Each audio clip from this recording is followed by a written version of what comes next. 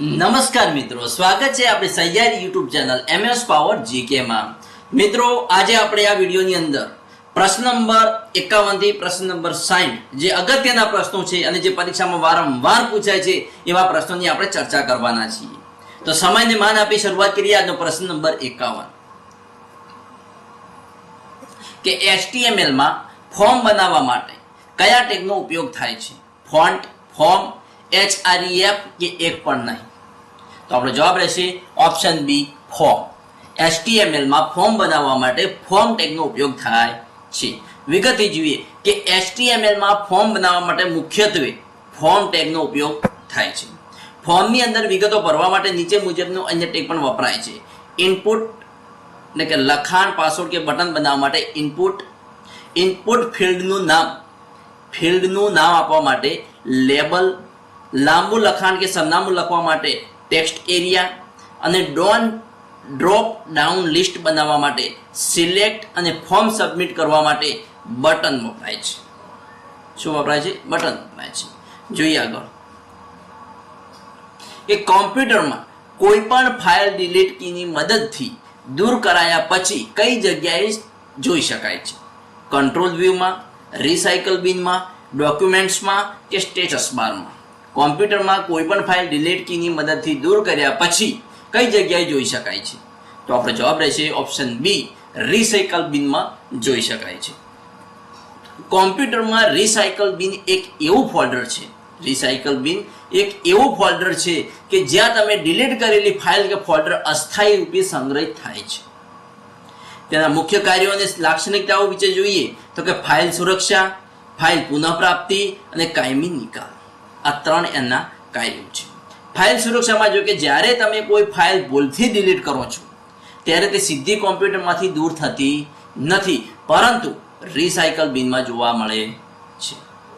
File પુનઃપ્રાપ્તિ એટલે કે જો તમારે ડિલીટ કરેલી ફાઇલ પાછી જોઈએ તો તમે રિસાયકલ બિન ખોલીને ફાઇલ પર રાઈટ ક્લિક કરી રિસ્ટોર વિકલ્પ પસંદ કરીને તેને તેના મૂળ સ્થાને પાછી લાવી શકો છો।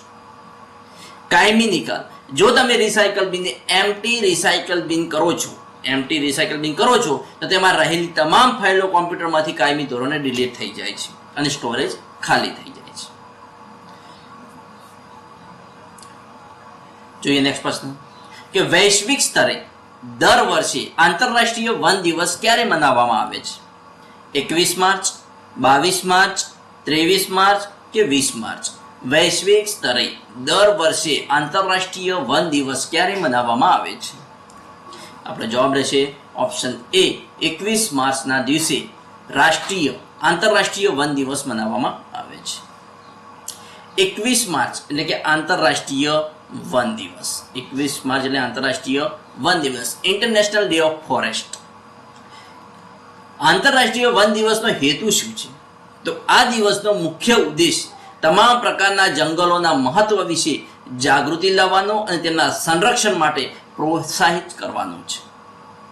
આંતરરાષ્ટ્રીય વન દિવસનો ઇતિહાસ વિશે વાત કરીએ તો કે સંયુક્ત રાષ્ટ્રીય મહાસભા UNGA 28 નવેમ્બર 2012ના રોજ 21 માર્ચને આંતરરાષ્ટ્રીય વન દિવસ તરીકે જાહેર કર્યો હતો।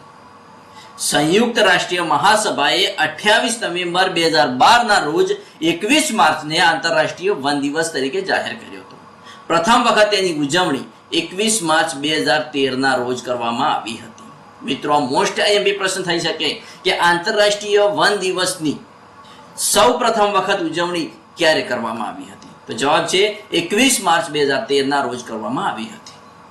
મહત્વમાં જોઈએ તો કે વિશ્વમાં 1.6 અબજથી વધુ લોકો પોતાની આજીવિકા માટે જંગલો પર નિર્ભર છે।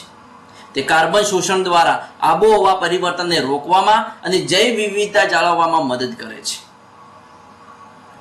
જોઈએ આગળનો પ્રશ્ન કે 2026માં NMDC ખાતે ડિરેક્ટર તરીકે કોની નિમણૂક કરવામાં આવી છે? કૃષ્ણકુમાર ઠાકુર, અરવિંદ શર્મા, રાજેશ શર્મા કે સુરેશ પટેલ? 2026માં NMDC ખાતે ડિરેક્ટર તરીકે કોની નિમણૂક કરવામાં આવી છે? તો જવાબ છે ઓપ્શન એ, કૃષ્ણકુમાર ઠાકુરની નિમણૂક કરવામાં આવી છે। ચેરમેન અને મેનેજિંગ ડિરેક્ટર CMD ચેરમેન અને મેનેજિંગ ડિરેક્ટર તરીકે અમિતાભ મુખર્જીની નિમણૂક કરવામાં આવી છે અને જે 6 માર્ચ 2025 ના રોજ NMDC લિમિટેડના CMD તરીકેનો કાર્યભાર સંભાળ્યો છે. તેમનો કાર્યકાળ ફેબ્રુઆરી 2028 સુધી રહેશે. ચેરમેન અને મેનેજિંગ ડિરેક્ટર તરીકે અમિતાભ મુખર્જી અને ડિરેક્ટર પર્સનલ ડિરેક્ટર તરીકે કૃષ્ણકુમાર ઠાકુરની નિમણૂક કરવામાં આવી છે. ક્યારે કરવામાં આવી છે? તો 19 માર્ચ 2026 ના રોજ કરવામાં આવી છે અને 5 વર્ષ માટે કરવામાં આવી છે. તેઓ અગાઉ ભીલમાં ડિરેક્ટર તરીકે કાર્યરત હતા.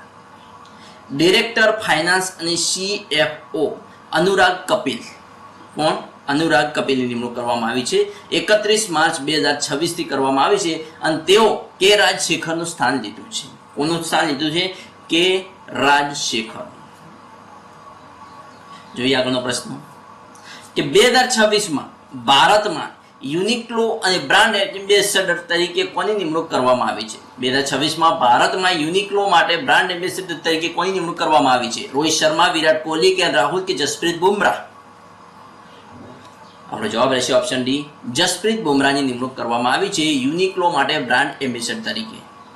જોઈએ તો કે યુનિક્લોએ તાજેતરમાં ભારતીય બજાર માટે ભારતીય ક્રિકેટર જસપ્રીત બુમરાહને તેના બ્રાન્ડ એમ્બેસેડર બ્રાન્ડ એન્ડોસર્સ તરીકે પણ નિયુક્ત કર્યા છે.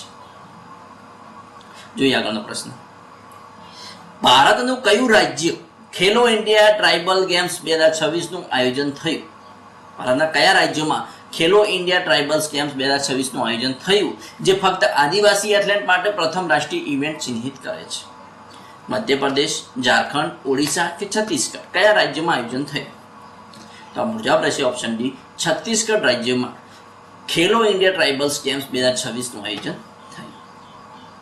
પ્રથમ ખેલો ઇન્ડિયા ટ્રાઇબલ્સ ગેમ્સ 2026 ખેલો ઇન્ડિયા ટ્રાઇબલ્સ ગેમ્સ 2026 નું આયોજન તાજેતરમાં સફળતાપૂર્વક સંપન્ન થયું છે અને આ સ્પર્ધા વિશે મુખ્ય આયોજન સ્થળ હતું આ રમોત્સવ છત્તીસગઢ રાજ્યના 3 શહેરો રાયપુર, જગદલપુર અને સરગુંજામાં યોજાયો હતો. આ સ્પર્ધા 25 માર્ચથી 3 એપ્રિલ 2026 દરમિયાન યોજાઈ હતી. 25 માર્ચથી શરૂઆત થઈ હતી અને 3 એપ્રિલે સમાપન થયું હતું. કર્ણાટક રાજ્ય ચેમ્પિયન વિજેતામાં જોઈએ તો કે કર્ણાટક રાજ્ય 23 સુવર્ણ એટલે કે ગોલ્ડ મેડલ સાથે અને મેડલ ટેલીમાં પ્રથમ સ્થાને રહ્યું અને ઓવરઓલ ચેમ્પિયન બન્યું. ચેમ્પિયન કોણ બન્યું? કર્ણાટક રાજ્ય. કેટલા મેડલ લીધા? 23 સુવર્ણ મેડલ લીધા. ગોલ્ડ મેડલ કેટલા લીધા? 23. મેડલની ટેલીમાં જોઈએ તો કે કર્ણાટકે 23 ગોલ્ડ મેડલ લીધા, 8 સિલ્વર અને 7 બ્રોન્ઝ મેડલ લીધા. એમ કરીને કુલ 38 મેડલ કર્ણાટકે લીધા. ઓડિશાની વાત કરીએ તો 21 ગોલ્ડ મેડલ, 15 સિલ્વર, 21 બ્રોન્ઝ, એમ કરી કુલ 57 મેડલ લીધા. અને ઝારખંડની વાત કરીએ તો 16 ગોલ્ડ મેડલ, 8 સિલ્વર મેડલ અને 11 બ્રોન્ઝ મેડલ, એમ કરી કુલ 35 મેડલ ઝારખંડે લીધા. મેજબાન રાજ્ય છત્તીસગઢ 19 મેડલ સાથે 9મા ક્રમમાં રહ્યું હતું. મેજબાન રાજ્ય છત્તીસગઢ 19 મેડલ સાથે 9મા ક્રમે રહ્યું હતું. શુભંકર, આ સ્પર્ધાનો ઓફિશિયલ શુભંકર મોરવીર હતો, જે આદિવાસી ગૌરવ અને શક્તિનું પ્રતીક છે. મોરવીર જે આદિવાસી ગૌરવ અને શક્તિનું પ્રતીક છે. કોણ? મોરવીર.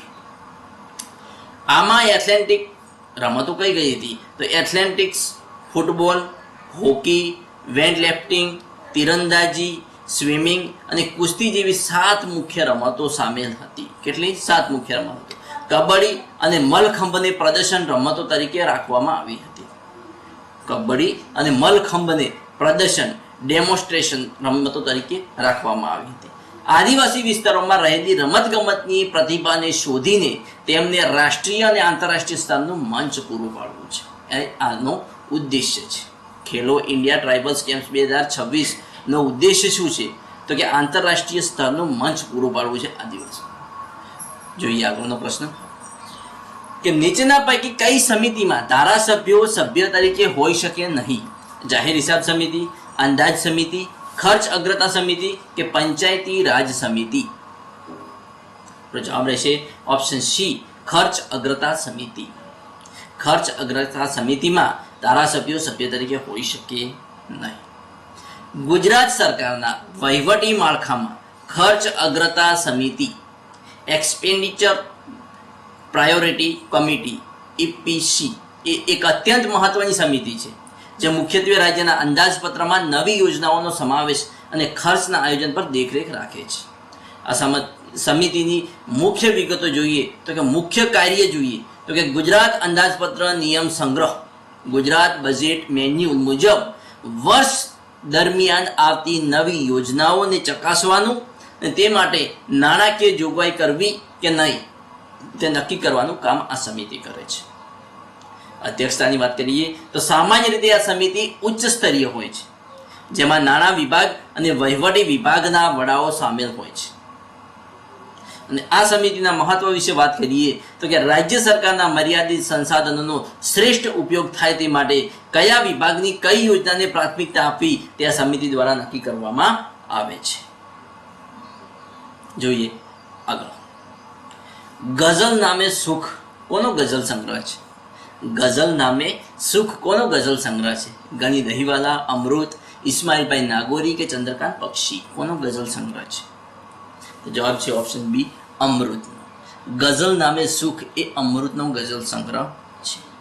મિત્રો, ગઝલ સમ્રાટ અમૃત એટલે કે ઘાયલ, એનું પૂરું નામ છે અમૃતલાલ લાલજીભાઈ ભટ્ટ. ગુજરાતી ગઝલ સાહિત્યનું ખૂબ જ મોટું અને આદરણીય નામ છે. એટલે સમ્રાટ, ગઝલના સમ્રાટ એટલે અમૃત.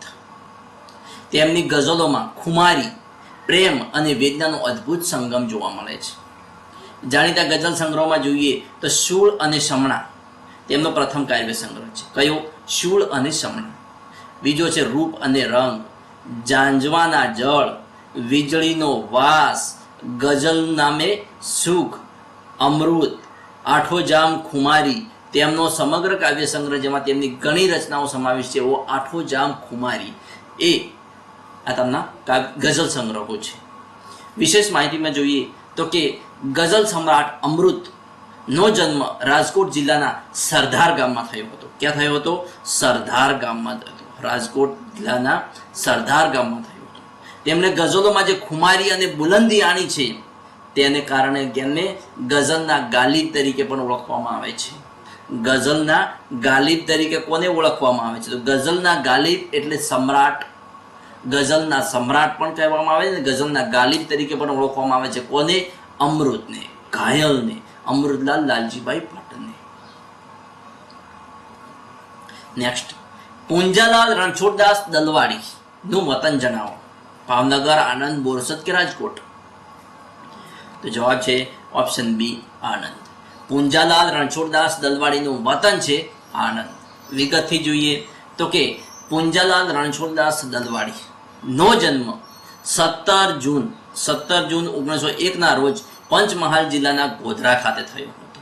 પુંજાલાલ રણછોડલાલ દલવાડીનો જન્મ 17 જૂન 1901 ના રોજ પંચમહાલ જિલ્લાના ગોધરા ખાતે થયો હતો અને તેમનું મૂળ વતન આણંદ છે. ખેડા જિલ્લાનું આણંદ, બોરસદ તાલુકાના નાપા ગામ હતું. કયું ગામ? નાપા ગામ. શિક્ષણ અને કારકિર્દી તો કે તેમણે નડિયાદમાં અભ્યાસ કર્યો. ક્યાં કર્યો? નડિયાદમાં અભ્યાસ કર્યો અને થોડો સમય વ્યાયામ શિક્ષક તરીકે પણ સેવા આપી હતી. કોણે? પુંજાલાલ રણછોડલાલ દલવાડીએ. અંબાલાલ અને છોટુભાઈ પુરાણીના સંપર્કથી તેઓ રાષ્ટ્રવાદ અને આધ્યાત્મિક તરફ વળ્યા. આધ્યાત્મિક જીવન જોઈએ તો કે શ્રી અરવિંદના વિચારોથી પ્રભાવિત થઈને તેઓ 1926માં પોંડિચેરી સ્થિત શ્રી અરવિંદ આશ્રમમાં કાયમી નિવાસી બન્યા હતા અને શ્રી માતાજીએ તેમને મારા કવિ કહીને સન્માન્યા હતા. કોણે? શ્રી માતાજી. સાહિત્ય સર્જનમાં જોઈએ કે તેમના પર બકા ઠાકોરની કવિતા શૈલીનો પ્રભાવ હતો. કોનો? બકા ઠાકોરની કવિતા શૈલીનો પ્રભાવ હતો અને સોનેટ તેમનો પ્રિય સાહિત્ય પ્રકાર હતો. પુંજાલાલ રણછોડલાલ દલવાડીનો પ્રિય સાહિત્ય પ્રકાર કયો હતો? તો સોનેટ હતો. મુખ્ય કાવ્ય સંગ્રહની વાત કરીએ તો પારિજાત, પ્રભાત ગીત, શ્રી અરવિંદ વંદના, ગુર્જરી, વૈજયંતી, પાંચજન્ય અને બાલગુંજાર. પાંચજન્ય અને બાલગુંજાર. તેમણે કુલ 31 જેટલા કાવ્ય સંગ્રહો, કેટલા? 31 જેટલા કાવ્ય સંગ્રહો અને ગદ્ય ગ્રંથો ગુજરાતી ઉપરાંત અંગ્રેજી અને સંસ્કૃતમાં પણ લખ્યા છે. અને તેમનું અવસાન 27 ડિસેમ્બર 1985ના રોજ પોંડિચેરી ખાતે તેમનું અવસાન થયું હતું. જોઈએ આગળનો પ્રશ્ન કે કમ્પ્યુટરમાં માઉસને ઈચ્છિત જગ્યા પર લઈ જવાની ક્રિયાને શું કહે છે? ક્લિક, ડબલ ક્લિક, પોઇન્ટિંગ કે ડ્રેગિંગ? તો જવાબ છે ઓપ્શન સી, પોઇન્ટિંગ. કોમ્પ્યુટરમાં માઉસને ઈચ્છિત જગ્યા પર લઈ જવાની ક્રિયાને પોઇન્ટિંગ કહે છે. વિગતથી જોઈએ તો કે પોઇન્ટિંગ શું છે? તો પોઇન્ટિંગ એટલે માઉસ પોઇન્ટરને સ્ક્રીન પરના કોઈ ચોક્કસ આઇકોન કે મેનુ પર લઈ જવું એને પોઇન્ટિંગ કહેવાય. ક્લિકિંગ છે ને કહેવાય તો કે માઉસનું ડાબું બટન એકવાર દબાવીને છોડી દેવું કોઈ વસ્તુ પસંદ કરવા માટે, તો તેને ક્લિકિંગ કહેવાય. ડબલ ક્લિકિંગ છે ને કહેવાય કે ડાબું બટન ઝડપથી 2 વાર દબાવવું, તો તેને ડબલ ક્લિકિંગ કહેવાય. કોઈ ફાઇલ કે પ્રોગ્રામ ખોલવા માટે ડબલ ક્લિકિંગ કરવું પડે. માઉસનું બટન દબાવી રાખીને માઉસને ફેરવવું એટલે ડ્રેગિંગ કરવું થયું. માઉસનું બટન દબાવી રાખીને માઉસને ફેરવીએ તેને ડ્રેગિંગ કહેવાય. કોઈ વસ્તુને એક જગ્યાથી બીજી જગ્યાએ ખસેડવા માટે ડ્રેગિંગ કરવું પડે. મિત્રો, આજનો વિડીયો અહીં પૂરો થાય છે. આવો જ નેક્સ્ટ વિડીયો જોવા માટે પ્રશ્ન નંબર 61 થી પ્રશ્ન નંબર 70 જોવા માટે મારી ચેનલને જો સબસ્ક્રાઇબ ના કરી તો સબસ્ક્રાઇબ કરી દેજો અને તમારા મિત્રો સાથે લિંક શેર કરી દેજો. Thanks for watching my video.